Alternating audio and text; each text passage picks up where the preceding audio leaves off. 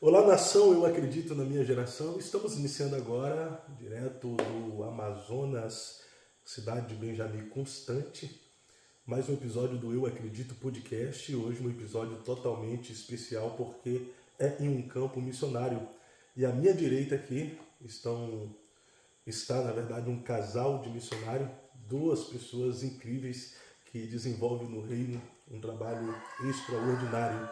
Olha o canto do galo, confirmando com o que eu estou falando. Estou falando do pastor Aminadeb e da pastora Zil. Sejam bem-vindos ao Eu Acredito Podcast. Obrigada. Que Deus abençoe a todos que estão nos assistindo nesse momento, né? E gratidão, não posso agradecer a Deus por esse momento, pelo Senhor estar aqui e por essa oportunidade, né? Das pessoas poderem conhecer o trabalho missionário no Amazonas. Perfeito. Pastor Aminadeb, deixa a sua consideração. Só para dizer obrigado também por você ter a coragem de vir da sua região para a nossa, né? Até para ver de perto como que nós vivemos e o Senhor levar um pouco dos conhecimentos daqui para as outras pessoas saber como que é o Amazonas. Eu já disse para o pessoal algumas vezes que eu não tenho um chamado missionário de ir para o campo e viver lá, passando pelos desafios, sofrendo o que o missionário sofre, mas eu sempre gostei de conhecer o campo missionário e ter as vivências, nem que seja alguns dias daquilo que os missionários vivem praticamente a vida, se doando e se entregando de corpo e alma para o reino. Mas é tão desafiador assim mesmo, pastor? É muito desafiador. Primeiro que para vir o campo missionário tem que ter chamado. Se você não tem chamado, eu até digo, nem venha, porque você não vai aguentar os desafios, porque são muitos, são grandes desafios, né? A luta é muito grande, muito embate, né? Que vão vir contra você, contra o seu ministério. Mas quando a gente é chamado, a gente tem uma promessa, e o Senhor vai na frente. E quando Deus está na frente, não há nada que impeça de você vencer e alcançar o objetivo que Deus tem colocado nos nossos corações. O senhor que já está há tempos desenvolvendo um trabalho no campo missionário, são quantos anos que o senhor faz missões? Só em Benjamin nós vamos para 20 anos. Só em Benjamin. Há 20 anos que nós estamos trabalhando, fazendo a obra do Senhor. E tem sido uma bênção. A obra tem crescido. A gente chegou aqui, vamos dizer assim, com o pé na frente, outro atrás, só com a roupa do corpo. E hoje nós já estamos aí caminhando para 5 igrejas que foram construídas, que Deus manifestou a glória, e que Deus vem salvando aí as almas. E nesses mais de 20 anos que o senhor tem desenvolvido o trabalho missionário aqui no campo, o senhor já viu de perto missionários que vieram para cá e acabaram desistindo da missão? Há algum tempo, assim que nós chegamos, o boato que corria que Benjamin seria um cemitério de pastores, seria um cemitério de obreiros, porque a maioria dos obreiros que já vieram para Benjamin morreram, se desviaram e voltaram, desistiram. E quando eu e minha esposa, a gente ia orar, dobrar o dedo, nós sempre dizia a Deus, Senhor, não deixa nós ser mais um que vamos morrer, porque o que prego é que aqui é um lugar de cemitério de obreiro, de missionário, mas até aqui nos ajudou o Senhor. Perfeito. E isso eles colocam como um cemitério de obreiros, de missionários, de pastores, de homens e mulheres de Deus. É por conta do que? Há uma batalha espiritual muito grande aqui na região, pastora? Sim, toda a região, né, onde a cultura é muito forte, existe muita batalha espiritual, né? Não só a batalha espiritual, a questão da condição, né, um lugar onde o senhor teve a oportunidade de andar para chegar nas comunidades é muito difícil. É um lugar cheio de desafios espirituais, desafios mesmo em questão de localização, em questão de chegar até onde as pessoas moram é muito difícil. Então, por que cemitério de pastores? Porque você sai da sua terra e às vezes você pensa que a obra vai ser rápida, né? Cheguei aqui, vou montar uma igreja e as pessoas vão se converter. Não funciona assim. Primeiro tem a questão da batalha espiritual, porque cada lugar, cada território, né, existe alguma potestade, algum principado, algum demônio da região, né, devido à cultura, devido a outras religiões. E quando a gente entra, vem o primeiro embate. Depois tem questão financeira, questão da geografia, são muitas questões. Então, alguns desistiam, paravam, voltavam, né? Alguns já seguiam a cultura da terra e iam. Mas o ocultismo aqui na região é muito forte? Olha, nós temos, assim, uma questão de magia muito forte aqui. Questão de cultura. Nós estamos aqui na fronteira com o Peru, com a Colômbia e também numa área indígena. Então é sabido, né? Todo mundo sabe da cultura, das culturas. E tem sim essa questão de rituais muito forte, né? Ainda mais nas culturas indígenas tem muito essa questão do ritual muito forte. Então o reino espiritual é bem pesado. Aí já estamos na fronteira com o Peru, que tem os incas também, que tem uma história de ritual muito forte. A gente está num lugar bem de fronteira. E fora que tem muitas outras coisas que tem esse embate espiritual muito forte. Vocês já acompanharam algum ritual assim contra a igreja, contra o trabalho missionário que vocês desenvolvem? Fábio, é assim, pastor. Acompanhar não dá pra gente acompanhar, né? A gente sabe pelo que as pessoas, pela vivência, né? A gente eu acho que o pastor Carlos Cardoso, na época que esteve aqui com a gente teve essa oportunidade de acompanhar dentro de uma aldeia maruba. A gente foi no local, onde nós chegamos lá e tinha acabado de sair um pajé para fazer algo para a gente não chegar lá. E a própria família chegou com a gente e disse, olha, acabaram de sair daqui, uma outra família do lado que estava coada de outra etnia indígena, nos chamou o pastor Carlos, e disse, olha, acabaram de sair daqui fazendo um ritual para vocês não chegarem. Nesse dia, a carroça quebrou, o carro furou o pneu, a gente tinha que chegar no lugar 9 da manhã. Acho que nós chegamos 11 horas, meio-dia. E a maioria das pessoas já tinha ido embora porque achavam que a gente não vinha. Mas antes disso, começaram a acontecer coisas que a gente achou estranho. Questão da carroça quebrar, o carro furar ao mesmo tempo. E muitas outras coisas. Sei que nós tivemos um atraso de 2 horas. Quando nós chegamos lá, 50% da tribo já tinha ido embora. E aí nós sentamos com a família que estava coada, mandaram chamar a gente, e eles falaram, olha, acabaram de sair daqui, estavam fazendo um ritual para vocês não chegarem. O pastor Carlos Cardoso estava conosco nessa época. E ele presenciou e foi real. E a gente começou a orar e teve muito ataque espiritual mesmo naquele dia. Então, nós presenciamos mesmo, chegamos após o cacique ter saído com o pajé e foi bem difícil. E o que falar, pastora Zil, pastor Aminadeb, de irmãos que, por não viver essa realidade, estão céticos e já não acreditam mais na existência de um mundo espiritual? Falar de batalha espiritual para algumas pessoas é utopia, ou seja, é algo que é inventado pela cabeça, pela mente humana. Mas vocês que têm essa vivência aqui no campo, é real? Se a pessoa fazer um ritual em prol de alguém, em prol de algo, de uma obra, pode de alguma forma acontecer incidentes no percurso para que atrapalhe que essa obra seja desenvolvida? Pode. Isso acontece. O que aconteceu comigo e a minha esposa é que, mesmo antes da gente se casar, a gente já trabalhava com batalha espiritual. E ela sempre trabalhou com batalha espiritual e eu também. E quando a gente casou, então uniu, né? A mesma fé, a mesma ideia, né? O mesmo propósito. Então nós demos continuidade ao trabalho de batalha espiritual. E assim, eu quero dizer às pessoas que vão nos ouvir ou estão nos ouvindo, que a batalha espiritual ela é tão mais verdadeira do que o nosso mundo material. É muito mais verdadeira. Porque o céu existe, mas também existe o inferno. E existe também os demônios, né? Agora, como fazer? É você se encher de Deus, não deixar brecha, não dar brecha, porque assim, a macumba ela não pega mesmo.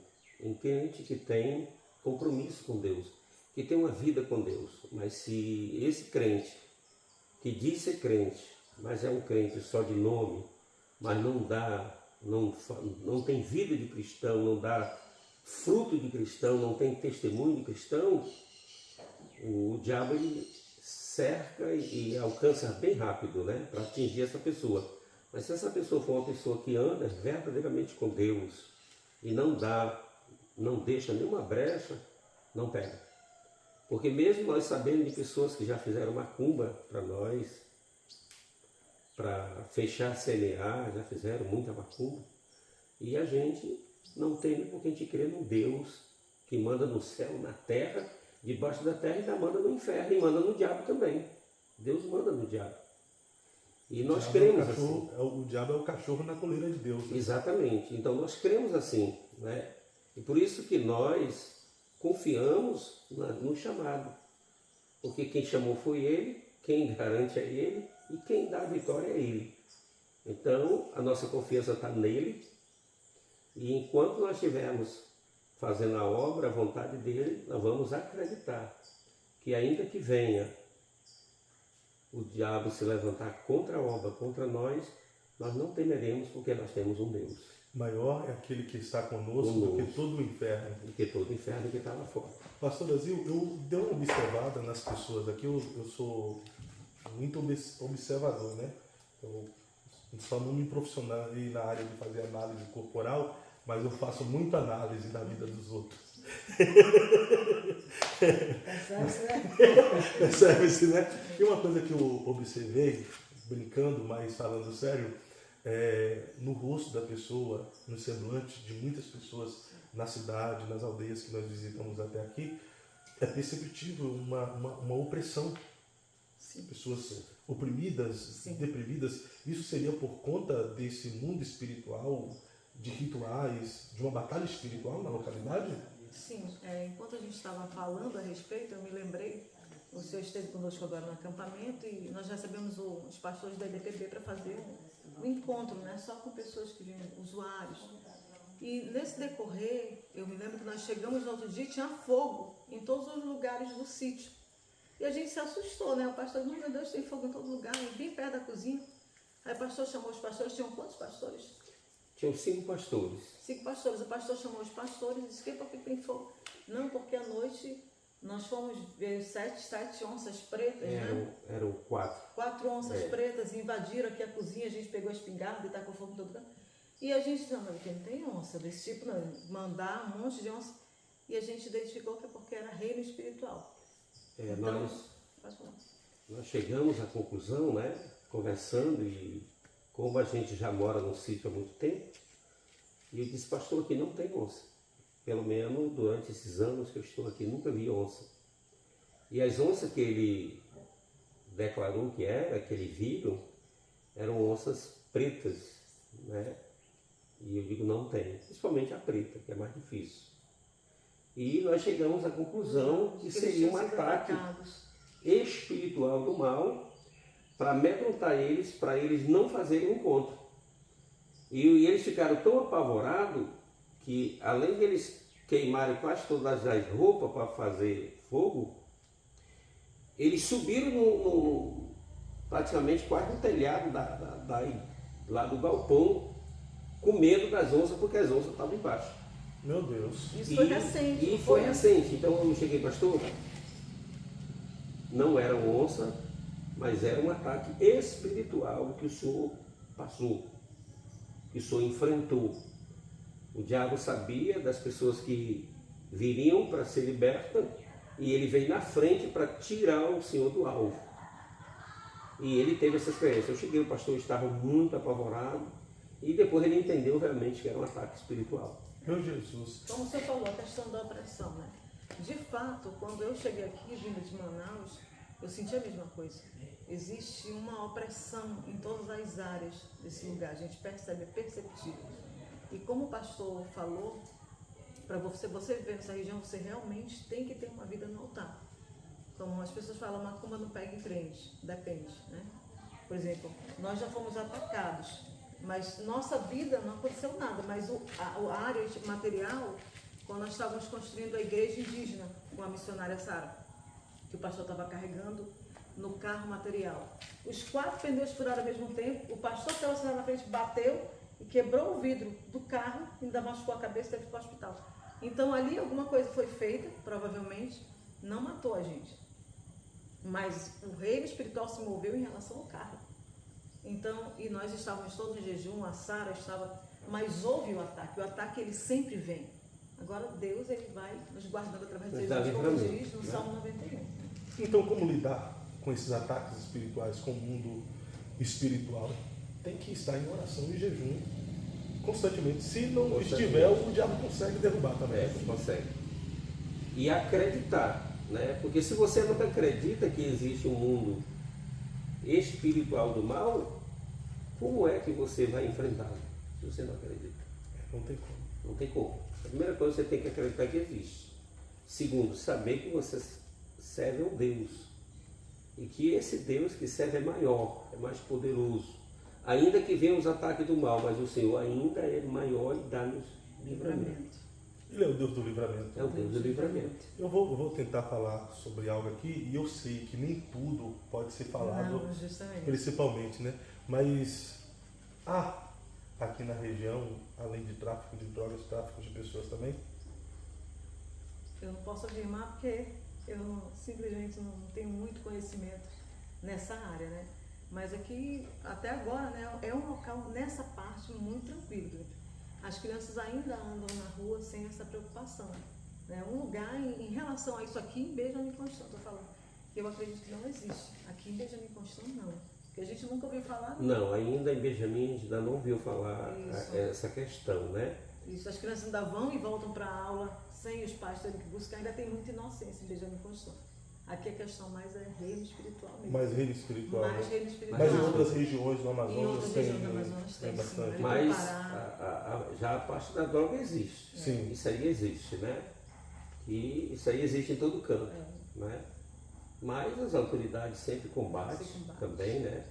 E a igreja também, porque quando a igreja entra, eu me lembro que alguns anos atrás, o bairro por nome Eduardo Braga, ele era um bairro que todo mundo temia. Ninguém depois de 10 horas saía de casa, porque ali havia um império.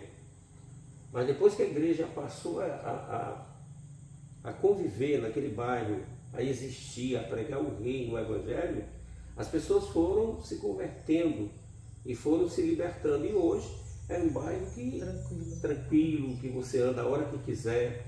Então a gente percebe que aonde está o Espírito de Deus, existe a paz. Perfeito. E qual é a maior frente de atuação de vocês hoje para chegar, por exemplo, em uma comunidade que ainda não tem uma igreja estabelecida? A partir do que vocês começam a evangelização? Bem, geralmente a gente tem um barco, né? Um barquinho de madeira aí que a gente primeiro faz visita, né? Procura o presidente da comunidade, verifica se tem uma escola, algum lugar que a gente possa, né, reunir para fazer um culto, e a gente começa a partir do culto. E se a gente percebe que não tem, né, nenhuma igreja lá e que a comunidade tem interesse, porque a comunidade tem que ter interesse, né? De que a igreja chegue lá, como foi o caso aqui que não tem igreja, não tinha igreja, e a gente vai estabelecendo culto no lar, até que chega um momento em que a igreja era levantada, né? É porque uma das questões principais do nosso evangelismo é a criança. E quando nós chegamos nas comunidades, a minha esposa ela tem um trabalho com criança. Ela faz um trabalho já há muitos anos, a gente trabalha com fantoche, trabalha com cabeção, a gente trabalha com coreografia, a gente trabalha com várias dinâmicas, né, com criança. E quando a gente chega nas comunidades, geralmente o trabalho feito com criança, porque a semear, quando ela nasceu com criança. Ela começou com criança. A primeira semear começou com criança, trabalho de criança. E daí as crianças foram trazendo os pais. Né? E hoje a igreja semear existe, uma igreja grande já, mas ela iniciou com criança. E esse trabalho a gente continua fazendo. O trabalho com criança. Então acaba sendo uma frente de enfrentamento para conseguir alcançar as comunidades. Sim. Conquistando as crianças, consequentemente conquista os pais, né? Ganha o coração dos pais. Essa comunidade que nós estamos aqui, onde foi construída essa igreja, qual é o nome dessa comunidade? Olha, ela não existe um nome, né? Uns falam que é um nome, outros falam que é outro. Mas eu conversando com os moradores, e a maioria aqui, a parte é evangélica, nós chegamos a um acordo de colocar um novo nome, vamos dizer assim, que seria Leão da tribo de Judá. Porque uns falam que é um nome, outros falam que é outro, mas nós não temos um nome específico. E como nós foi implantado aqui o reino, uma congregação, e nós então concordamos que seria Leão da tribo de Judá. A igreja já chegou já mudando o nome. Já mudando o nome. Se mudou o nome, pode mudar a situação de uma comunidade inteira, né? É assim que eu creio. E é assim que acontece, né, pastor? Quando o evangelho do reino chega em uma comunidade, em certa localidade, tem que mudar, não só o nome, mas mudar tudo, né? O índice de prostituição tem que diminuir, o índice de criminalidade tem que diminuir, o índice de tráfico de drogas tem que diminuir, não é verdade? É porque quando Cristo entra no coração do homem, da mulher, ele vem para libertar. Então aquilo que não é bom, que não é de Deus, vai embora. E só fica aquilo que é de Deus e que é bom. Então há uma mudança, mas uma mudança para melhor. De uma vida melhor, de uma prosperidade melhor, né? Deles entender que o Senhor veio para trazer vida e vida em abundância. Perfeito. Pastora, a senhora serve a Jesus há quantos anos? Desde os 14 anos. Desde os 14? Isso. Mas existiu o asilo ali, antes dos 14, que não conhecia Jesus. Existiu. Quem era ela? Como vivia? Bem, a minha história é até difícil para mim relatar, né? Porque tem muita gente que me pergunta por que a região ribeirinha, né? Eu amo trabalhar com criança ribeirinha. Porque assim, a minha mãe era uma mulher, uma criança ribeirinha, na verdade. Ela tinha mais ou menos 13 anos quando ela foi levada. Porque o que acontece na região ribeirinha? Às vezes a gente não tem o estudo avançado, né?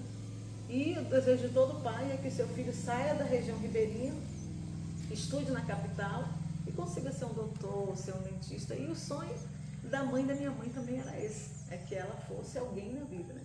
Só que ela foi levada para Manaus e lá ela foi levada por uma família para ser babá em troca do estudo. Quando ela chegou em Manaus, não foi essa a realidade, né? Ela tinha 13 anos e ela passou uma série de abuso sexual e ela engravidou, né? E depois ela engravidou de novo, primeiro filho ela perdeu e depois ela engravidou de mim. Só que nessa época ela precisou ir para um lugar de prostituição. E aí acabou que eu nasci nesse tipo de ambiente e ela decidiu no coração dela que ela não queria que eu fosse criada ali, né? E me doou para uma outra família. E aí eu comecei uma trajetória, essa família para a qual foi doada, que eu sou muito agradecida por ter sido doada.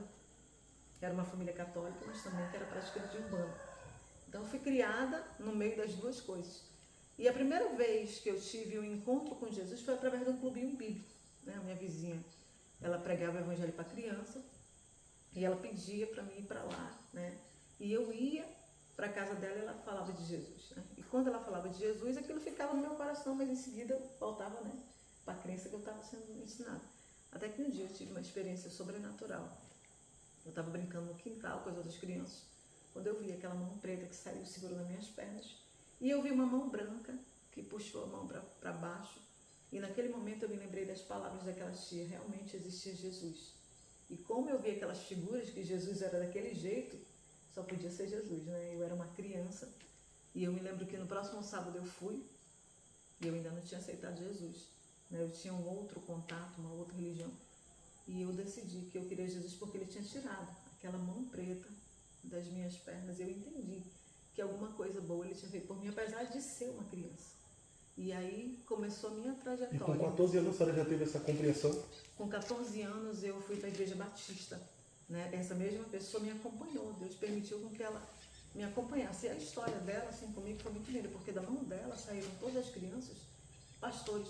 Às vezes, pastor Fábio, a gente acha que a criança, ela não só dá... Tem gente que fala que a criança só dá prejuízo na igreja, só faz barulho. Mas, na verdade, a criança ela é um potencial, né?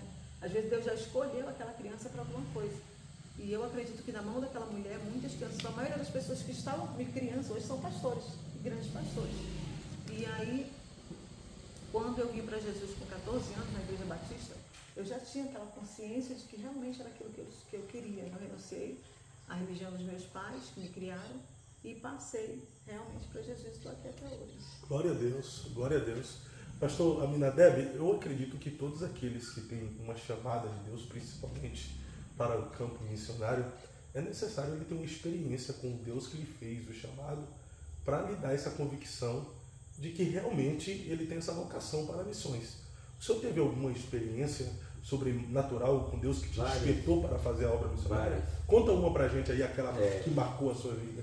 Mas antes de contar essa experiência, eu quero só concluir o que a minha esposa falou. Esse é um dos motivos que até hoje nós levamos o projeto com criança. Porque ela nasceu de um projeto de criança. Glória a Deus. Então ela conheceu Jesus por causa de um projeto de criança. E aquilo que ela falou. Por que muitos pastores hoje, eles não querem trabalhar com criança? Porque a criança não dizima. Criança não dá oferta. Então criança, o que eles dizem? A criança ela não dá lucro. Estão enganados. A criança é a terra mais fértil que existe para se plantar a semente. Porque é de lá que vai sair os grandes pastores, grandes missionários, grandes cantores, grandes obreiros. Porque a Bíblia diz, ensina a criança no caminho que deve andar. E se ensinar realmente, essa criança vai ter um grande potencial. Quando tiver adulto, não vai se esquecer do Não caminho, vai. né? Porque foi o caso dela. Já que o senhor falou aí de pastores que não investem em crianças porque não dá retorno, existem muitos pastores também que não investem em comunidade como essa aqui porque não dá retorno, né? Porque a visão não é alma. A visão é retorno financeiro. E eu louvo a Deus pela parceria que nós temos hoje com o projeto Arrependa-se, porque o pastor Carlos, ele tem a visão que nós temos de reino, de algo. E ele abraçou essa causa junto com o projeto. E por isso, que para nós não importa se é comunidade, se é dentro da mata, se é na cidade. O que importa é ganhar alma, independente de ter recurso ou não ter. E graças a Deus tem dado certo, está dando certo, Deus tem feito o reino crescer. Amém? Então vamos lá, a pergunta que o senhor fez. Realmente eu nasci num lar cristão. Quando eu me entendi por gente, eu já era crente. Meus pais já eram cristãos. E morei numa cidade por nome Lábrea. Parece mistério já. E nasci em Lábrea. E 2000, no ano de 2000, em 2082, eu saí de Lábrea com 16 anos. 1982. 1982. E eu fui para Manaus. Com 16 anos, um garotão, e não tinha experiência nenhuma de vida. E lá eu pude ter essa oportunidade, né, de me aproximar mais de Deus ainda. Casei, construí família, e um dos objetivos assim, que Deus mostrou para mim, que Ele era na minha vida, que o meu primeiro filho que nasceu, meu primogênito, com 20 dias de nascido, ele pegou vômito e diarreia. E eu deixei ele em casa e fui para o culto. E quando eu estava no culto, mais ou menos por volta de umas 9 da noite, a minha cunhada chegou e disse, olha, teu filho morreu. Para tu ir para casa. E nós estávamos numa grande concentração dentro da igreja, de um evento, e eu disse para o meu pastor diário, ele disse, olha pastor, meu filho acabou de morrer, eu vou para casa. E ele disse, vá que eu vou levantar um clamor. Ele levantou toda a igreja para orar e eu saí. Quando eu cheguei em casa, realmente, meu filho estava todo roxo, morto, não se mexia. E a mulher chorando e tudo, aí eu disse, Senhor, eu não tenho poder para fazer nada. Mas se tu tens um plano, projeto, na minha vida, na vida dessa criança, se tu quiser, tu tem poder para trazer ele de volta. E foi essa uma oração pequena, mas bem objetiva. E quando eu terminei de orar, ele se mexeu. E aí a cor dele foi voltando. O roxo foi saindo e voltou a cor, a pele da criança normal. E desde lá, essa criança hoje tem... É um grande músico. É um grande músico. O Senna. Ele é o Senaqueribe. Ele tem o quê? e tantos anos. Inclusive ele já falou que vai vir para somar com a gente nesse ministério, aqui com a gente. Esse foi um do sobrenatural que eu vi de Deus. O outro sobrenatural de Deus, que foi no iníciozinho do meu ministério, quando o pastor disse, olha, você vai ser autorizado a ser pastor. Você primeiro autoriza por 2, 3 anos, se passar a prova aí que é consagrado a pastor.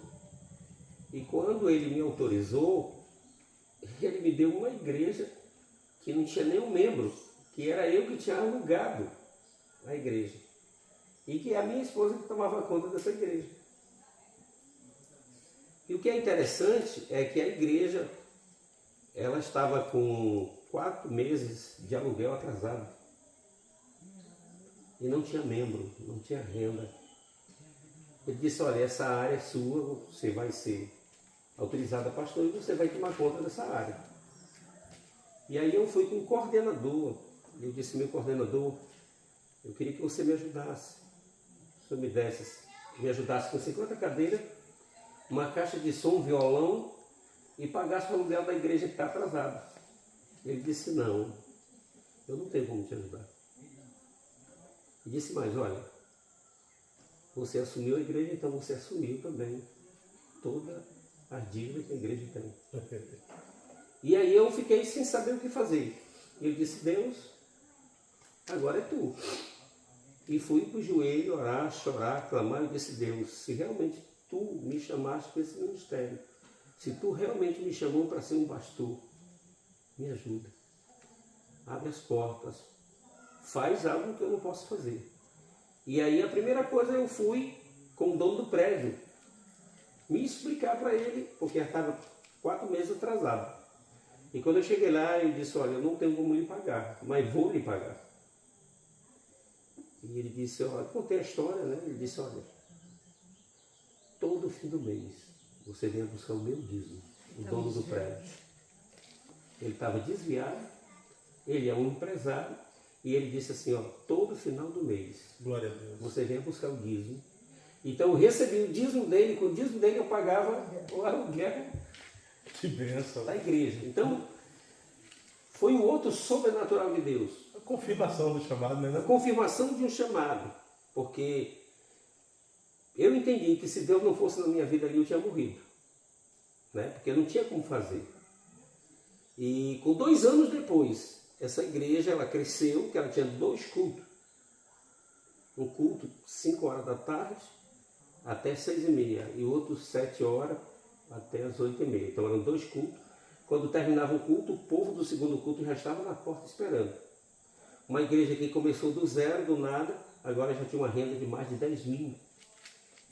Então eu vi também um outro sobrenatural de Deus, Deus confirmando ali o meu ministério, mostrando para mim que realmente era um chamado na minha vida. Mas nem tudo são flores também. Não, isso eu estou contando rápido, mas isso foi anos. Isso é em Manaus. Isso foi em Manaus. Logo no início. Foi logo no início, isso foi em Manaus, então foi muito choro, muita luta, né? A gente conta assim que foi rápido, parece assim que foi tão rapidinho. É igual dizem, né? José acordou escravo e dormiu governador. Né? Mas não é bem assim, não. Mas há quem diz por aí que a maior confirmação de um chamado é a vontade de desistir. Vocês já passaram por isso? Ah, já. Já? Aquela vontade de desistir, pegar, sabe de uma? Esse negócio de ficar aí se preocupando com o povo, com gente, acho que não é para mim não. Vou voltar para a minha vida em uma capital, uma grande capital, onde eu tenha mais oportunidade. Vou pensar em mim, pensar na minha família, vou construir, vou ter, vou obter. Já teve esse pensamento? Já passou sim, porque eu, antes de ser chamado a ser pastor, eu tinha uma vida muito financeiramente muito boa. Eu tinha 2 empregos, ganhava muito bem, tinha o carro do ano. A pastora, quando tinha algum atrito aí fora, sabe de uma? Não preciso disso aqui não, meu esposo tem 2 empregos. Ela dizia mesmo. Era mesmo? Era Rochelle. Ela deixava o espírito de Rochelle tomar conta dela. A gente falava a mesma coisa. E o que aconteceu, né? Mas um dia Deus me chamou e chamou ela e disse, olha, larga tudo e vai fazer minha obra. E eu estava com um evento de jovem para fazer um retiro na praia. E nós fomos então para a beira do rio para alugar um barco. E quando eu fui para alugar esse barco, a dona do barco disse: olha, pastor, venha, porque eu estou recebendo uns missionários que estão vindo do Pará, e eles vão orar no barco, o senhor está lá e a gente resolve o problema do barco, do aluguel do barco. Pois não, eu fui. Até então eu ia alugar o barco, era esse o plano, o projeto para levar o jovem para o retiro na praia. Quando eu chego lá, que começo a orar, Deus ali se manifesta naquele barco, no camarote ali para a dona do barco, e ali foi muita peia de Deus na vida daquela irmã, né? E eu caladinho no meu canto ali, digo: Senhor, tem misericórdia, né? Se ela põe, imagina eu, né? E uma das coisas mesmo que o Senhor disse: olha, tudo que tu tem foi o que eu te dei, mulher. Ou tu vem para a minha presença e fica na minha presença, então eu tiro tudo que eu te dei. E isso foi uma das coisas que Deus ali cobrou dela, né? E quando ele terminou de ser usado para essa dona do barco, aí ele disse: tu. Aí já foi para mim. Eu digo: meu Deus, o Senhor já me viu aqui, né? O que tu está fazendo aqui? Mas eu quero te dizer, filho, eu tenho um plano, um projeto, e a partir de hoje, você não é mais funcionário do homem. Você é funcionário meu, de Deus. Tu vai trabalhar para mim, não para o homem. E ali eu entendi, né? Foi quando eu e a minha esposa entendemos isso, largamos tudo. Largamos tudo. Carro, casa, tudo. Emprego. Minha família disse: você está doido, você está louco, meus pais, meus irmãos. Mas eu vim para atender um chamado. Como eu disse lá no início, com a mão na frente ou para trás. Fomos morar de aluguel. Nós não tinha uma geladeira, não tinha fogão, não tinha nada. Na casa alugada. E ali começou uma nova trajetória. E o que acontece? Mas durante a caminhada houve alguns desafios financeiros que a gente enfrentou. E chegou ao ponto de eu querer trabalhar. Ou seja, eu queria dar uma de Sara, queria ajudar Deus, né? E eu fui querer trabalhar para ajudar Deus, mas Deus não precisa de ajuda. Ele só precisa que eu acredite nele e confie nele. E eu fui tentar trabalhar algumas vezes, e todas as vezes que eu fui trabalhar deu errado. Nunca deu certo. Porque o Senhor tinha me dito lá atrás. E a última vez eu fui trabalhar também com o pastor Carlos, de Sociedade. Foi outra peia grande que eu peguei de Senhor. Eu disse: meu pastor, ele está me chamando, nós vamos trabalhar. E esqueci da promessa que o Senhor disse: não é para trabalhar para o homem, é para mim. E eu me lembro que um dos dias que eu saí de casa, eu fui lá no centro comprar uma saca de ração para dar para os peixes. E quando eu cheguei perto da casa do pastor Francisco, a minha coluna travou. Eu não conseguia mais andar. E com aquela luta eu deixei o saco, fui para casa. Quando eu cheguei em casa, eu disse: amor, eu estou todo travado, eu não consigo andar. E ela disse: eu sei porque está travado.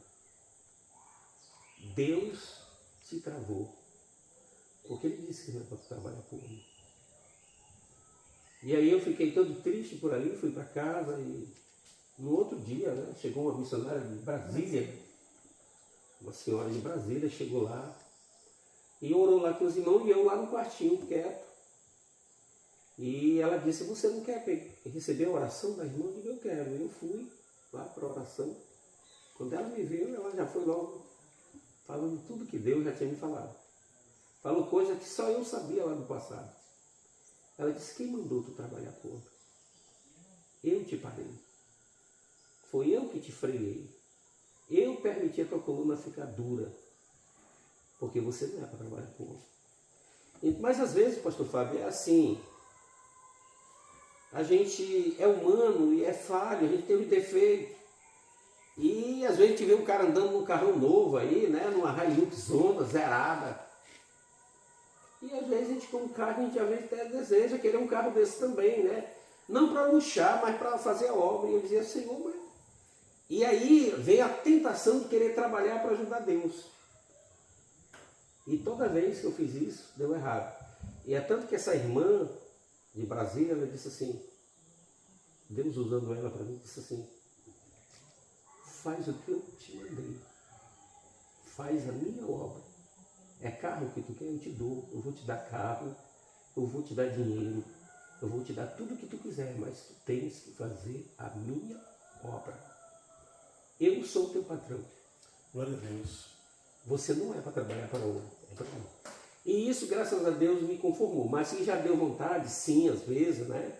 Diante das circunstâncias da vida, das lutas, das dificuldades. Às vezes aconteceu eu com ela, a gente abrindo a igreja, já abrimos uma igreja em Parintins. E tinha dia que nós tínhamos um ovo para comer. Eu cozinhava o ovo e partia no meio, ela comia metade e eu metade.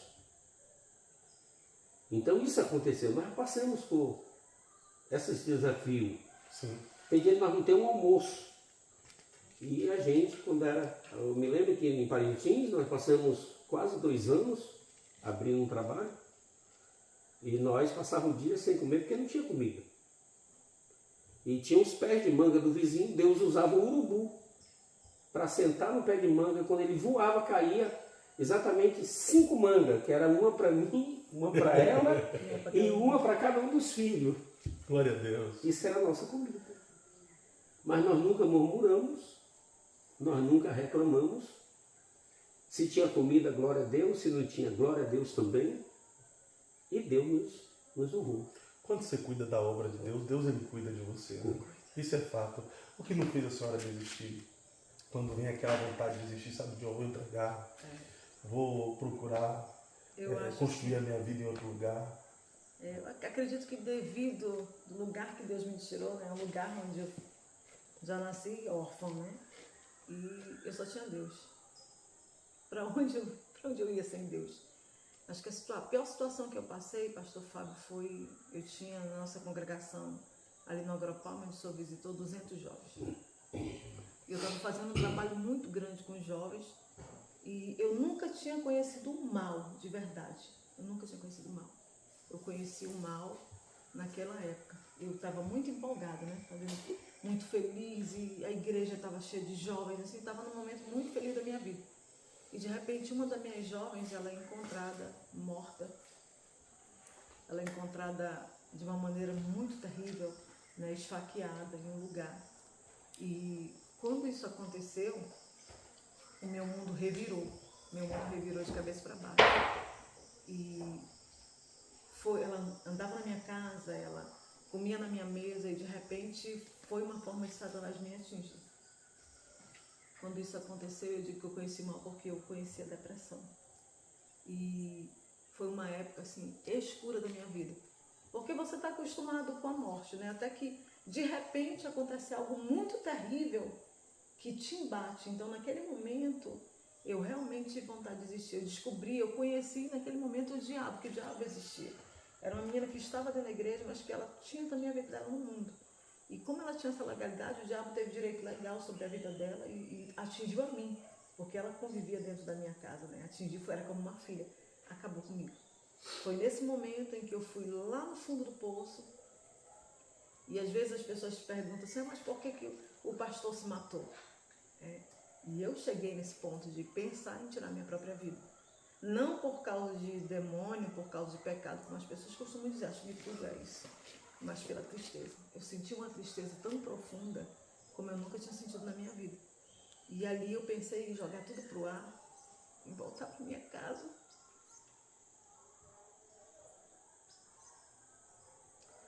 E eu me lembro que eu me ajoelhava noite e dia, porque para pastor não é permitido depressão. E eu pedi muito a Deus que me tirasse daquele buraco. Eu fiquei mais ou menos 2 anos com a minha cabeça no canto da casa, né, amor? Pesei 45 quilos. A igreja inteira orava, jejuava, e eu não saía daquele lugar. Foi um período negro, mas que também Deus estava gerando depois de 2 anos, Deus me permitiu sair da depressão. E aí eu pude, como pastora, compreender o que era depressão, porque até então, até para mim, a depressão, a pessoa podia sair quando quisesse. E quando eu fui para esse fundo do poço, foi o momento em que eu pensei em desistir de tudo. Mas o Senhor, pela sua infinita misericórdia, me tirou de lá. E ali naquela depressão, que eu orava noite e dia, eu chorava, eu tinha muito desejo de tirar minha vida, não vou mentir, eu tinha. Mas eu clamava, eu me jogava no chão. Teve um determinado momento que Deus ali me socorreu, foi um período, uma permissão, né? E quando eu me levantei daquele lugar, e tirou todo aquele desejo de desistência, o Senhor gerou em mim um ministério infantil dentro da área ribeirinha. Então foi um momento muito negro da minha vida. Mas hoje, quando alguém na igreja chega e diz eu estou com depressão, eu não tenho mais aquele pensamento, né? É frescura. Eu penso, não, realmente, eu sei o que é depressão. Não é demônio, é uma tristeza profunda dentro da nossa alma que só Deus pode tirar a gente de lá. E ele tira? Tira, me tirou. Ele Me tirou. tira, com certeza. Né? Me tirou mesmo. Onde eu estava, né, a minha família já não acreditava que eu podia sair, porque a tristeza foi tão profunda que simplesmente feriu, eu sei o que é ferida na alma, feriu a minha alma.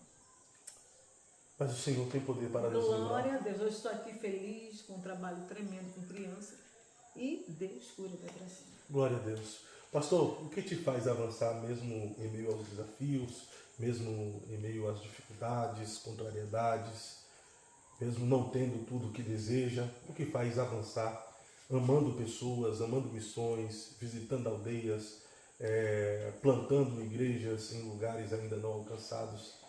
O que me faz fazer tudo isso é o desejo de ver Jesus. Que um dia está com Ele. E cumprir uma promessa, um chamado que Ele me deu. E eu digo para Deus que agora em setembro eu completo 60 anos. E eu sempre digo nas orações, Senhor, eu quero gastar minha vida. Quero gastar minha esposa.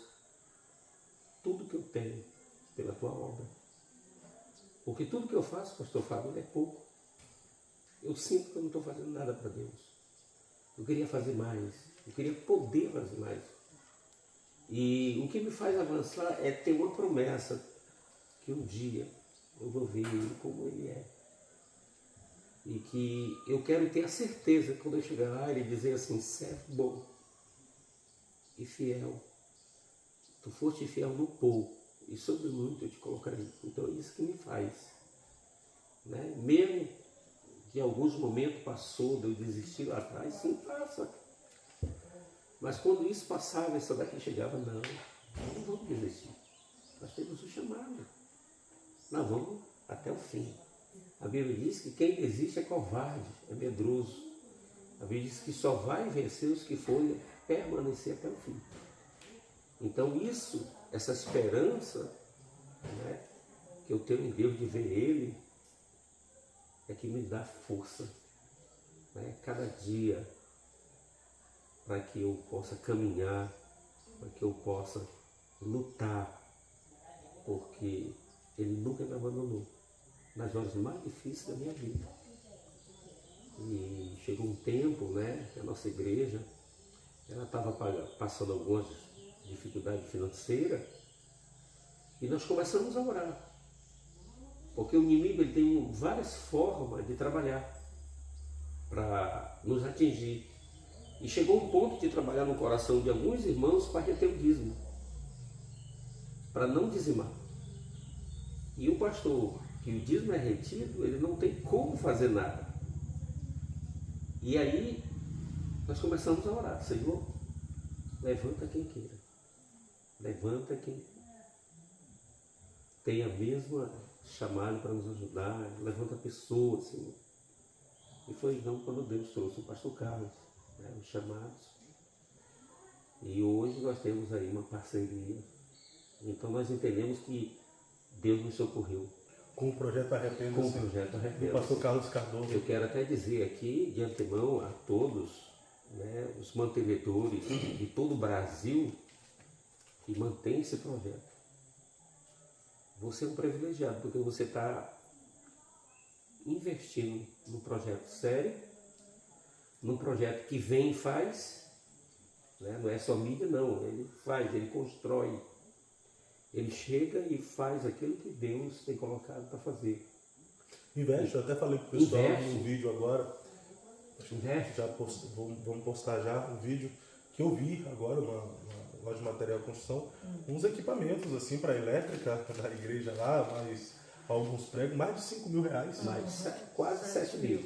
Né? Rapidinho, 7 mil, projeto não é nada. Então, isso é prova, eu Rapaz. quero dizer aqui aos mantenedores, que é a sua oferta, é o seu dízimo, é a sua ajuda que você tem dado a esse projeto, que Deus venha recompensar, meu irmão, por você acreditar e investir num projeto sério desse. Qual a sua maior dor no campo missionário, pastor? A maior dor no campo missionário é quando você luta por uma pessoa, vamos dizer assim.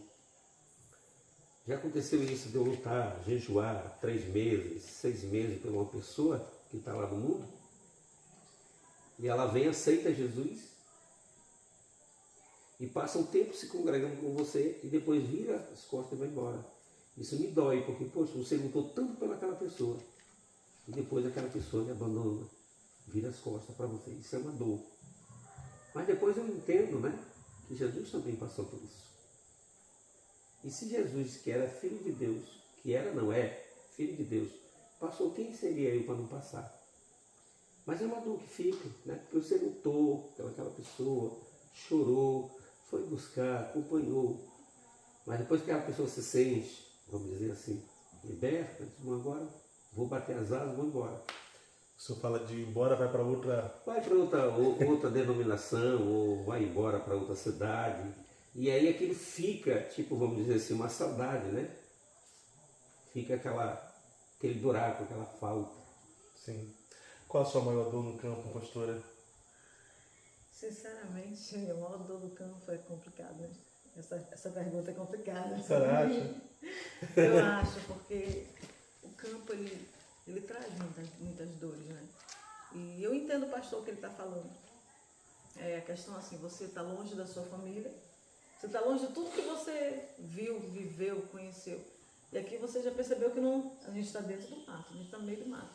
Tá. Não tem nada. Então a gente acaba se conectando realmente com a pessoa, né?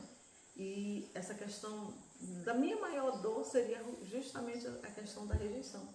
Às vezes você está fazendo um trabalho e você faz com excelência, a gente faz com excelência, mas sempre vem a rejeição. É o que o pastor falou, às vezes você cuida da pessoa e depois não é nem questão de ir para outro lugar. Enquanto está em outro lugar, está bem cuidado. É quando realmente a pessoa rejeita, maltrata. Eu acho que você está bem distante da sua família, de tudo que você conheceu, né? E você vem para o campo missionário e de repente tem os ataques, né? E esses ataques eu acho que para mim é mais difícil, é quando os ataques vêm de pessoas, né? E não vem do lugar, do ambiente, mas quando o ataque vem de pessoas, isso é muito difícil para mim. É quando o próprio inimigo usa pessoas para lhe ferir, pessoas que você ama. Isso, pessoas que a gente ama, é justamente isso, né?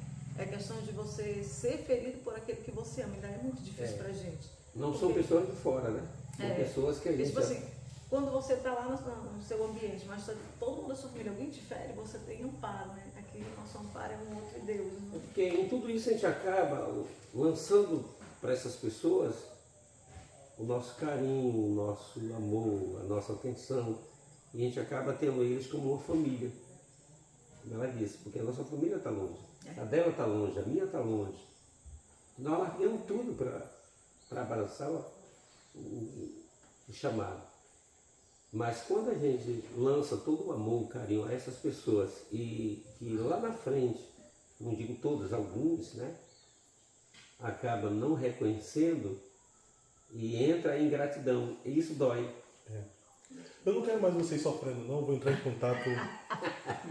contato com um grande empresário, amigo meu, Sim. para tirar vocês do campo missionário e dar um negócio para vocês, ir lá para a capital, Curitiba. E esse negócio de campo missionário, plantar igreja, cuidar de pessoas, vai parar por aqui porque causa muito sofrimento para vocês. Aceitam a minha proposta? Não. Não aceitam a minha proposta? Não. De verdade, eu vou entrar em contato. Não, porque eu tenho um chamado. Não, de verdade, eu quero acabar com esse sofrimento de vocês. Não. Não vai ter mais rejeição, desprezo, ingratidão O das sofrimento só pessoas. acaba quando Jesus voltar. tem como. Não quer mesmo abandonar o campo? Não. De verdade, nenhuma proposta Nenhuma. hoje. Verdade. Se aparecesse alguém hoje e bem assim, pastor, eu te dou 1 milhão para o senhor começar a vida em qualquer outro lugar, com honestidade, levantar um negócio, mas eu quero acabar com todo motivo de sofrimento que o senhor tem na obra missionária. Não. É porque Não assim, aceitaria, não? a gente fala que nós temos passado um sofrimento.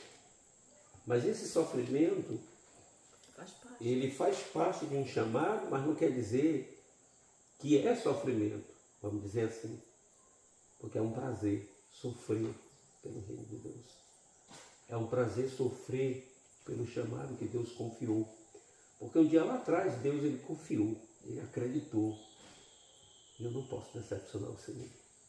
O senhor ama carregar as marcas de Cristo? Eu amo carregar a marca de Cristo até o último dia da minha vida. A senhora ama carregar as marcas de Cristo? Eu não me vejo em outro lugar.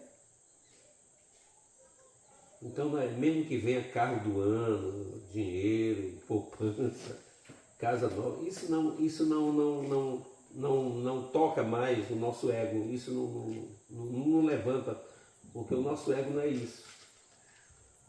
O meu ego é reino. Perfeito. Se você tivesse que transmitir uma mensagem ao mundo, o mundo, através daquela câmera, está de olho no Senhor, esperando sair uma mensagem dos seus lábios. Qual seria essa mensagem? Continue acreditando no Senhor, sendo fiel a Ele, obediente à Sua palavra, andando nos caminhos de Deus e faça tudo o que Ele mandar. Pastora, se tivesse que transmitir uma mensagem ao mundo, o mundo está de olho na senhora, através daquela câmera, esperando sair uma mensagem dos seus lábios. Qual seria essa mensagem? Não desistir de Cristo. A gente está vendo que as profecias têm se cumprido, a Bíblia está se cumprindo. Quando você é cristão genuíno, você vai sofrer. Mas não desista de Cristo. Porque só Cristo pode fazer chegar aonde? No céu. Né? Então, minha palavra hoje, se você também está no campo missionário e tem sofrido, tem chorado, porque a gente chora. Aqui é um lugar que o pessoal diz que a gente chora e papai e mamãe não vê, né? Mas não desista, porque apesar de toda dor e toda luta, nós temos um céu. E nós estamos aguardando a volta de Jesus e um dia poder chegar no céu. E levar as crianças, né? Os ministérios olhem para as crianças, pastor. Quero também dizer, pastor Fábio, aos nossos telespectadores também, que tudo que nós já passamos, se o senhor disse assim, você voltaria a fazer tudo? Eu voltaria.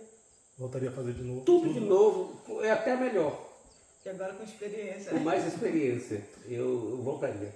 Deixaria tudo de novo para trás para começar uma nova caminhada com o Senhor. Que bênção, bom demais conhecer vocês, conversar com vocês. E obrigado por aquecer o meu coração, aquecer o coração dos telespectadores com essas experiências incríveis e com essa chama missionária. Pastor Fábio, eu quero dizer para o senhor assim que é um privilégio. O pastor Carlos Cardoso sabe, não é fácil estar aqui, o senhor agora sabe. Eu quero lhe parabenizar, porque não é todo mundo que tem coragem de chegar nesse lugar. Às vezes as pessoas querem os melhores lugares, mas os melhores lugares estão aqui bem escondidinho. Né? Então eu quero dizer para o senhor que nós somos muito gratos por o senhor ter aceitado chegar aqui até nós e pedir que o Senhor derrame assim uma bênção missionária sobre a sua vida. Amém. O seu coração saia daqui transformado. Dizer muito obrigada mesmo, porque muitos têm a oportunidade, mas não chegam até aqui. E Deus lhe trouxe. Amém. O Senhor chegou, tá bom? Que Deus Que o abençoe. Senhor volte outras vezes. Amém. A tomar açaí conosco. Pastor Carlos, Coisa você não. chorou, Pastor Carlos está né? aqui, vem aqui, Pastor Carlos. Tchau, Pastor Pastor Carlos. Carlos está aqui. Glória a Deus. Irmãos, eu, sendo sincero, eu sempre gostei de conhecer os bastidores do campo missionário. Eu iniciei esse vídeo falando que eu não tenho o chamado para estar no campo. Ó, já estou me sentindo aqui engolido, os meus pés engolidos pelo mosquito aqui, ó. Já, sério, eu tenho que... Não, pastora. Não, obrigado, pastora. Não, mas ó. É porque como é sangue novo, eles É, já não querem mais. eu não já sei se Não é uma pólvorazinha, né? Esses bichinhos é pequenininho. Miruim. É o meruim. Olha isso, misericórdia. A gente não vê não, Mas é só quando a pessoa é nova, né? Pastor Carlos é velho, tem não sei Já está mais nada. acostumado, o pastor não já sente. Não. É Não verdade. sente. Eu falo assim que eu não tenho um chamado de estar vivendo no campo, mas eu gosto muito de ter a experiência, de conhecer os bastidores, de viver e passar um pouco do que os missionários passam. Eu sempre busquei fazer isso pelo menos uma vez por ano, 2 vezes. E não conhecia o Amazonas, sempre ouvi falar dos desafios da obra missionária. Até já foi um missionário de Maués, Elismar, que foi lá no podcast contar um pouco das experiências e eu fiquei com muita vontade. Aí o pastor Carlos Cardoso falou sobre o projeto Arrependa-se aqui no Amazonas e na mesma hora eu falei, vamos, tem que pagar ainda a passagem.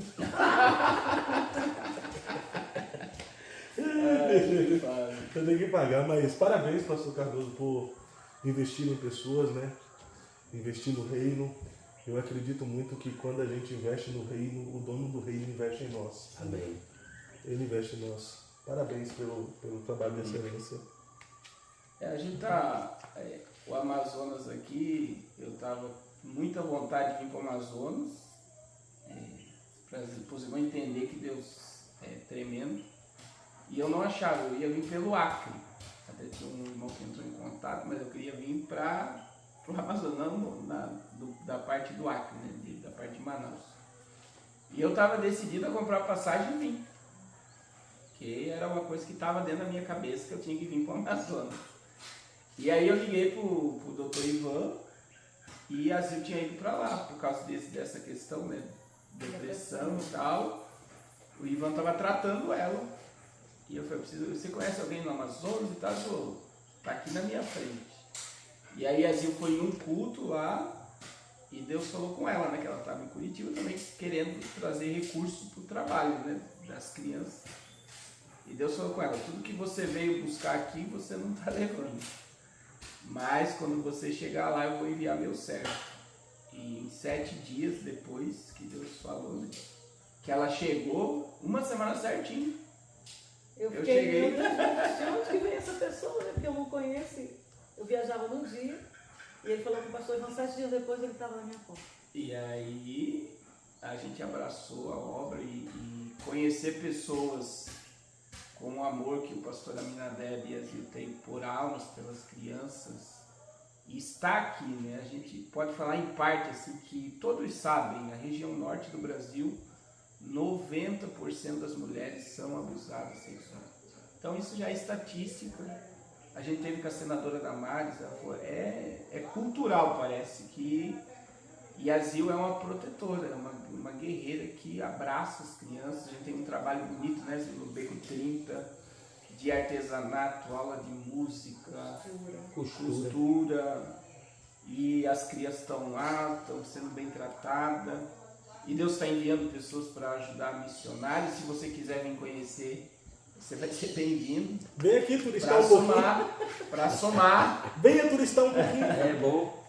O querer, e eu digo, gente, o pastor Fábio está aqui, eu já tentei, a Zil sabe. Eu cheguei com um empresário no aeroporto com a passagem comprada, ele não conseguiu vir. Então tem um monte de gente falando assim, pastor, eu vou para lá, eu quero conhecer, não consegue. Então eu sei que foi Deus que trouxe o pastor Fábio para cá para unir força através do canal dele. Eu já falei para ele assumir um missionário. já está intimado, Já. missionário. Já fiz o acordo, vou estar assumindo o missionário. Eu não, nós, tá? Nós. E vai ajudar também a construir, nós vamos fazer uma igreja agora, é a última, a igreja já existe lá, é a última, ela fica é a última casa da rua, ela fica dentro do rio. Quando enche, a água fica na porta da igreja. E eu já falei, Fábio, você vai me ajudar lá, que nós vamos fazer de material, né? A fundação, né, pastor? Porque as madeiras apodrecem, que é e nós vamos fazer lá, e é uma obra que está crescendo, é aonde a gente tem um trabalho muito forte com as crianças ribeirinhas. E eu sei que foi Deus que trouxe o pastor Fábio para cá e vai revelar o coração dele, como ele vai ajudar essa obra e vai tocar no coração de vocês para Verdade. colocar as mãos junto com o pastor Fábio, vai nos ajudar aqui, porque a obra é muito grande, está crescendo muito, né? A gente veio para cá, o pastor Amiladeb só tinha 2 igrejas. Hoje nós vamos inaugurar com quarta-feira a quinta, né? A quinta. E graças a Deus, e todas cheias, com almas, vidas, e o nome do Senhor está sendo glorificado. locais bem difíceis, né? E é lugar que o pastor não quer com a sua igreja, não. É verdade. Não tem retorno, né? O Fábio está vendo aqui. Não tem Se retorno. for analisar financeiramente, a gente está aqui por amor às almas. As vidas mesmo, as vidas. Não vai ser o dízimo das pessoas, das aldeias e da. Não, você não vai ter. Banana e galinha, né? O dízimo é o que? Banana, galinha, né? Farinha, Alimento, açaí farinha. contém açaí. Açaí. Até até um dízimo de açaí esperando a gente. Cupuaçu também, né? Cupuaçu. Sua. Então é isso aí, pessoal. Espero que vocês tenham gostado desse conteúdo. Esse é o pastor Aminadeb, pastor Azil, pastor Carlos Cardoso. E vamos abraçar essa causa missionária. Talvez você também não tenha um chamado igual eu de viver no campo, mas tenha um coração voltado para missões e investir na obra missionária.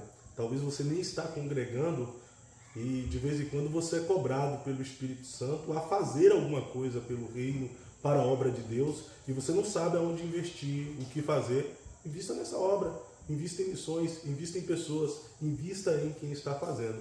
Eu coloquei um vídeo no Instagram, não sei se foi o vídeo ou foi a imagem, e aí teve um abençoado, vou xingar não que eu tô crente, teve um perturbado, filho de Belial, filisteu, que ele falou bem assim: missões em curto prazo é passeio, é turismo. Beleza, não estou dizendo que eu estou fazendo missões, estou aqui para conhecer os bastidores da obra missionária, mas tem gente aqui fazendo missões e de alguma forma eu quero contribuir com isso. E se você também deseja contribuir, deseja fazer alguma coisa, você também pode colaborar com essa obra, lembrando-se que missões se faz de 3 formas específicas: com os joelhos que se dobram para orar e interceder pelo missionário que foi, indo com os pés que vão, que chega até lá e é desbravador, faz a evangelização, estabelece o reino no lugar, estabelece a igreja, constrói templo, com os pés que vão. E existem aqueles que com as suas mãos contribuem. Você não foi, talvez você tenha uma vida corrida e nem consegue nem orar por você mesmo, mas você tem condições e pode colaborar e investir no reino, entendendo que uma vez que você investe no reino, o dono do reino investe em você, investe na sua vida. Tá bom? Eu vou disponibilizar na sequência aí, na descrição, nos comentários desse vídeo, uma conta, um Pix, para você estar abençoando a obra de Deus aqui no Amazonas, região aqui de Benjamin Constante. Tem obras que estão sendo desenvolvidas em aldeias indígenas, os ticunas, outras aldeias que eu não vou saber nem falar o nome. Eu fui a uma igreja aqui que eles cantaram lá no idioma que eu estava entendendo tudo. Só dizia que era mistério. Eu falava que eles estavam falando de mistério com Deus, né? Que ninguém entende, só eles mesmos. Mas a igreja está lá rompendo, avançando e estabelecendo o reino aonde ela é estabelecida. É isso, né, pastor? É isso aí. Pastora, muito obrigado. Obrigado também. Vocês permitem eu postar, né? Sim, Sim. fique à vontade. Você, para quem respondeu isso, a pessoa não tem ideia. O pastor Carlos, quando vem, eu abraço o pastor Carlos, porque a gente passa tanto tempo sem ver as pessoas de fora. Quando a gente vê uma alegria tão grande que vem alguém que lembrou da gente, então não é passeio, não é turismo, é um alívio na nossa alma. Olha aí, inimigo, tá vendo? Deus te abençoe. Amém. Deus abençoe. Ai, fique com Deus. Ai, mano, eu tô chorando.